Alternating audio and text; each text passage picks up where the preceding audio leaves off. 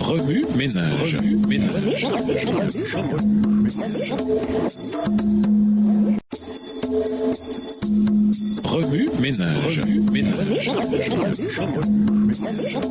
Bienvenue dans votre émission Remue ménage. Voilà la leçon 12. Recevoir un royaume inébranlable. Lisons Hébreux 12 et versets 18 à 29. Hébreux 12, les versets 18 à 29. Vous ne vous êtes pas approchés d'une montagne qu'on pouvait toucher et qui était embrasée par le feu, ni de la nuée, ni des ténèbres, ni de la tempête, ni du retentissement de la trompette, ni du bruit des paroles, tels que ceux qui l'entendirent demandèrent qu'il ne leur en fût adressé aucune de plus, car ils ne supportaient pas cette déclaration. Si même une bête touche la montagne, elle sera lapidée. Et ce spectacle était si terrible que Moïse dit « Je suis épouvanté et tout tremblant. Mais vous vous êtes approchés de la montagne de Sion, de la cité du Dieu vivant, la Jérusalem céleste, des myriades qui forment le cœur des anges, de l'assemblée des premiers-nés inscrits dans les cieux, du juge qui est le Dieu de tous, des esprits des justes parvenus à la perfection. » Verset 24. De Jésus qui est le médiateur de la nouvelle alliance et du sang de l'aspersion qui parle mieux que celui d'Abel. Gardez-vous de refuser d'entendre celui qui parle, car si ceux-là n'ont pas échappé, qui refusèrent d'entendre celui qui publiait les oracles sur la terre, combien moins échapperons-nous si nous nous détournons de celui qui parle du haut des cieux, lui dont la voix alors ébranla la terre et qui maintenant a fait cette promesse. Une fois encore, j'ébranlerai non seulement la terre, mais aussi le ciel. Ces mots, une fois encore, indiquent le changement des choses ébranlées comme étant faites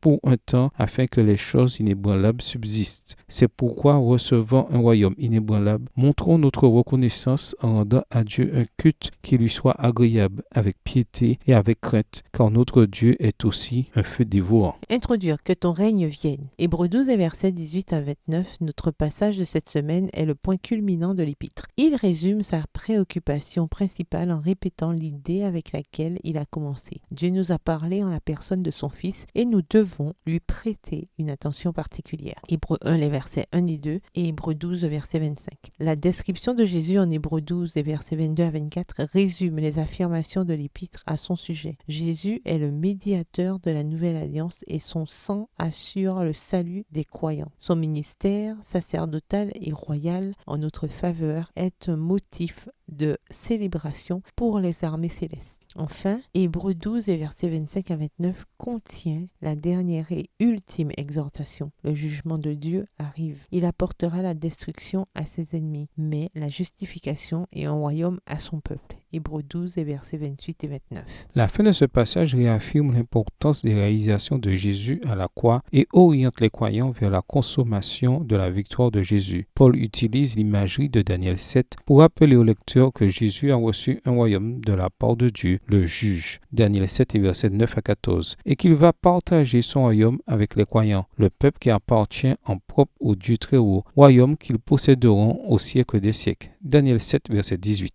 Remue ménage. Écrivez Hébreux 12 et versets 18 à 29 à partir de la version biblique de votre choix. Si vous êtes pressé, écrivez Hébreux 12 et versets 27 à 29. Vous pouvez également réécrire le passage avec vos propres mots, tracer les grandes lignes du chapitre ou en faire une carte heuristique. Au revoir. Et à demain si Dieu veut.